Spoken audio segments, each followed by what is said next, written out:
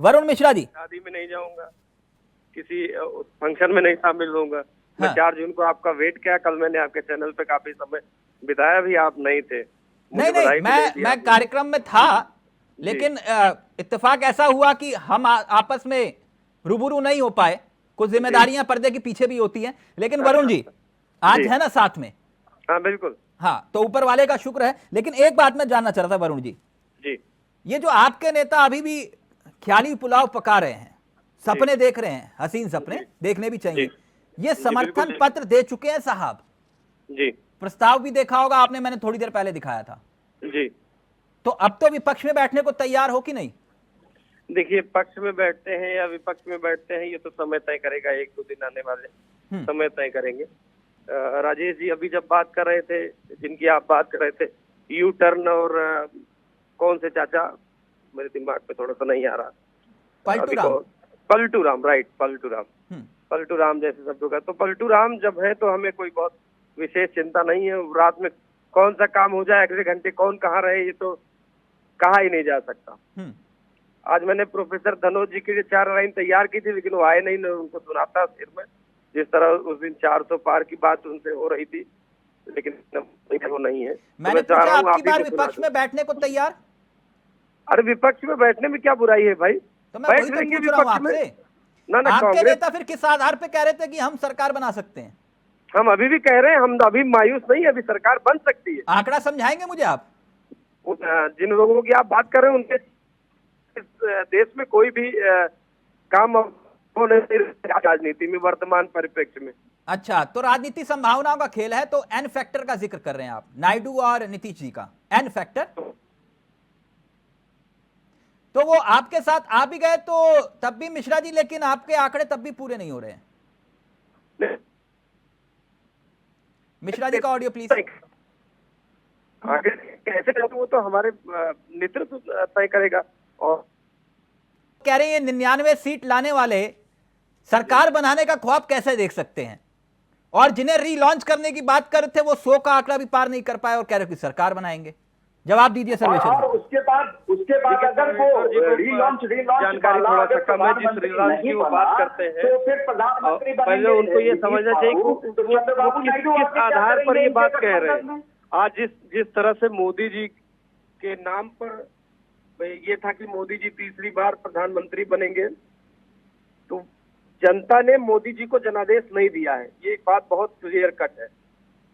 अब तक सही बात है, मैं अशोक तिवारी से सहमत हूँ, भारतीय जनता पार्टी के पास पर्याप्त नंबर थे और वो अपने नेताओं को, अपने जो घटक दल उनको समझती नहीं थी। लेकिन आज सीन बदल चुका है, अब घटक दलों को ना सिर्फ सुनना पड़ेगा बल्कि उनको उचित हिस्सेदारी भी देनी पड़ेगी। और सही बात यह है कि बीजेपी को नरेंद्र मोदी जी को प्रधानमंत्री के रूप में पेश करने का कोई हक नहीं बचा। अब उनको चाहिए कि वो अपने घटक दलों में से किसी को सर वो भी वरुण जी वही तो पूछ रहे हैं, कह रहे हैं कि जो 99 लेकर आए तो क्या उनको प्रधानमंत्री बना दें? तो हमने कब कहा कि हम राहुल गांधी जी को प्रधानमंत्री बना रहे हैं? हम तो नहीं कहा, हम कह रहे हैं इंडिया गठबंधन से प्रधानमंत्री बनेगा। इनकी हिम्मत हो तो कह दें एनडीए में से, एनडीए से बनेगा कोई प्रधानमंत्री। एक आदमी क्या हो किसी दूसरे का नाम लेकर दिखाएं, ये नहीं ले तो जिस चेहरे के आधार पर चुनाव लड़ा गया आप कह रहे हैं उनको हटा दें? नहीं, हमने ये नहीं कहा कि उनको हटा दें, हमने कहा इंडिया गठबंधन से प्रधानमंत्री बनेगा। और ये कह रहे नरेंद्र मोदी प्रधानमंत्री बनेंगे। नरेंद्र मोदी जी को इस देश में जो बात सर्वेश्वर जी पूछ रहे हैं उसका उत्तर दीजिए ना, 99 वाले कैसे प्रधानमंत्री बन सकते हैं? अरे क्यों नहीं बन सकते? हमारे घटक दल के, हमारे गठबंधन के हम सबसे बड़े पार्टी है हमारी, 99 सांसद है हमारी, तो क्यों नहीं प्रधानमंत्री बन सकते? बात वो नहीं है। सर्वेश्वर जी वो कह रहे बन सकते हैं प्रधानमंत्री। देखिए तिलक भाई, बात बहुत स्पष्ट है, प्रधानमंत्री कौन बनेगा ये बड़ा विषय नहीं है। नरेंद्र मोदी जी नहीं बनेंगे, ये बहुत बड़ा विषय है। नहीं, आप थोड़ी ना तय कर लोगे भाई, वो उनके घर का मसला, उन्होंने तय कर लिया, उनके नेता है। आप कह रहे हो कि नहीं मोदी जी नहीं बनेंगे? सर्वेश्वर जी नहीं, उनके घर के मसले से ज्यादा ये देश का मसला है, और देश की जनता ने नरेंद्र मोदी जी को जनादेश नहीं दिया है, वो विश्वास खो चुके हैं साहब। वो 240 सीटों पर खड़े हुए हैं, आप कह रहे हो जनादेश नहीं दिया। लगातार काउंटिंग में पीछे रहे, अयोध्या से हार गए, और अयोध्या ही नहीं, भगवान राम के चरण जहां जहां पड़े, अयोध्या से चित्रकूट तक, अयोध्या, अंबेडकर नगर, सुल्तानपुर, प्रतापगढ़, कौशाम्बी, सर्वेश्वर जी, सब हारे हैं ये। सर्वेश्वर जवाब दीजिए। वो ये कह रहे हैं कि 99 वाले भी प्रधानमंत्री बन सकते हैं। अरे इसमें कोई ताज्जुब भाई नहीं। तिलक भाई, सपने देखना बहुत अच्छी बात है, देखना भी चाहिए। मैं वही आपको समझा रहा हूँ ना कि 99 वाला प्रधानमंत्री अगर उसमें नहीं बनेगा, और बनना चाहिए अगर इनका कहना है, तो 12 वाला और 37 वाला प्रधानमंत्री बन जाएगा या 16 वाला। समझ रहे हो आप?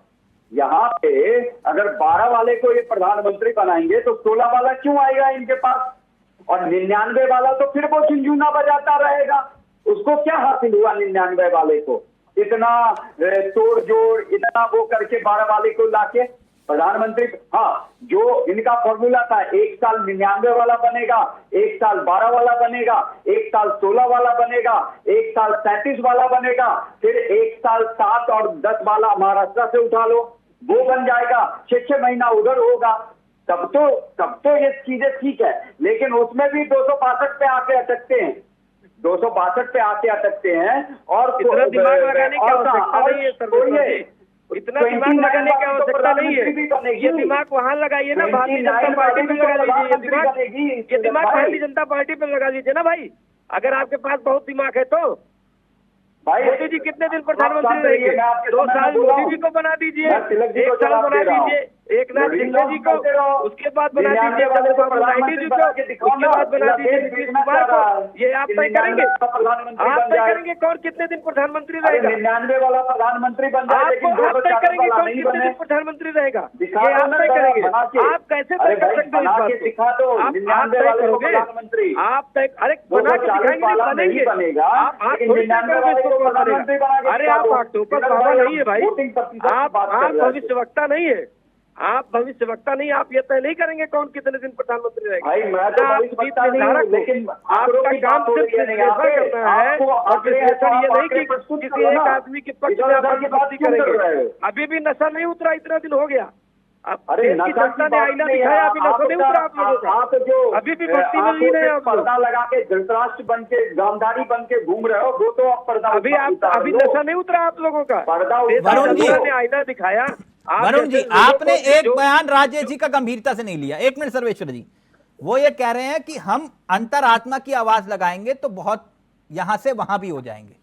समझ रहे हैं आप? उस बात में आप यहाँ कुछ और ख्वाब देख रहे हैं, वहां या कुछ और तैयारी कर रहे हैं। नहीं, कह रहे 300 पार तो हम ऐसे ही कर देंगे। हम अंतरात्मा की आवाज लगाएंगे तो कई बड़े चेहरे जो है वो यहाँ खींचे चले आएंगे। ये क्यों ऐसा बोल रहे थे बताएं आपको? बताइए। इनके पास ईडी है, इनकम टैक्स है, सीबीआई है। वरुण जी अब तो बस करो ना, अब तो बस करो, चुनाव बीत गया पूरा का पूरा। हम सरकार बनाए, उसके बाद दबाव बनाकर और लोगों को ज्वाइन करा लें अपने साथ।